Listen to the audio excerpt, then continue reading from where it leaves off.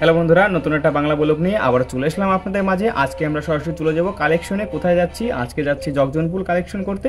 এখন আমরা first body কালেকশনটা করে ফেলবো। ফার্স্ট বডি কালেকশনটা আমাদের হয়ে গেলে তো পরবর্তী বাড়ির দিকে রওনা দিয়ে দেবো। আজকে তিনজন মিলে কতটা কালেকশন করতে পারি জগজনপুর থেকে। মানে বিয়ের বাড়িতে চলে আসছি, দেখা যাক বিয়ে কি কালেকশন দিচ্ছে।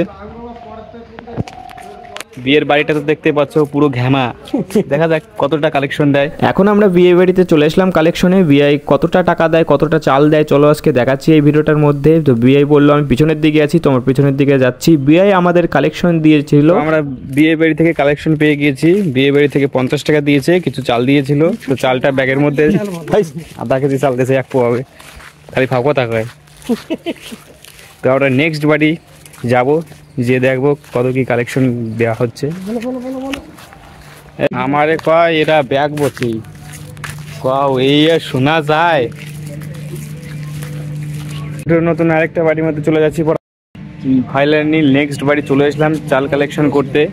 তো বাড়ির মধ্যে রয়েছি আমরা। তো আনতে গেল চাল ও টাকা কি কি দেবে দেখলাম। ভাটিদের বাড়িতে চলে আসলাম। ওটা আম গাছ, এটা তুলো গাছ, আরে বটবুটি লম্বু গাছ নয়, আরে ওই যে বাদাম হয় ওই গাছ। আমাকে 20 টাকা দিয়ে দিল, খুবই সুন্দর। বাস করে পকেটে ভরে নিস, ভালোটা দেখাই ফেললাম না। এখন বর্তমানে কালেকশন নিয়ে আসলো। বাড়ি আমাদের চাল দিছে। বাড়ি কিছু দক্ষিণা দাও, দক্ষিণা দিতে হয় তো বাড়ি। আরে বলবা কালেকশন হয়েছিল, আমি বিল দিচ্ছি তো তোমার। আর এখন বিকি ওখানে কি পাড়াপড়ি করছে দেখিস, সাপের কামড় খাস না আবার। আমাদের চাল এতটাই হয়েছে, মিনিমাম 20-30টা বাড়ি ঘোরা হয়ে গিয়েছে। তো এতটা হয়েছে, টাকার সংখ্যাটা কম বেশি করে হয়েছে। এখন বর্তমানে রয়েছি আমরা জগজগনপুর স্ট্যান্ডের মধ্যে। বাড়ি নিয়ে এসে এক চাল 10 টাকা বাড়ি বাইরে দিতে। বন্ধুরা আমরা এই জঙ্গলটা পার হয়ে যাব পরের বাড়ি। তো যে কালেকশনটা নিয়ে নেব। আমাদের কালেকশনটা অতটাও ভালো উঠছে না, কেউ দিতে যাচ্ছে না, কুমির পুজো ভেবে দিচ্ছে সেরকম, সেই অনুযায়ী।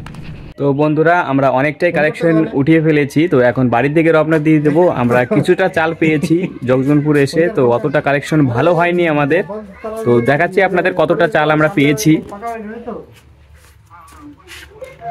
এই ব্যাগের মধ্যে রয়েছে। তো এক ব্যাগ তো পুরোপুরি হয়নি, আর কিছুটা ভরলে এক ব্যাগ হয়ে যাবে। তো আমরা এখন বাড়ির দিকে চলে যাব, অনেকটাই হয়ে গেছে, এখন 2:30 বাজে।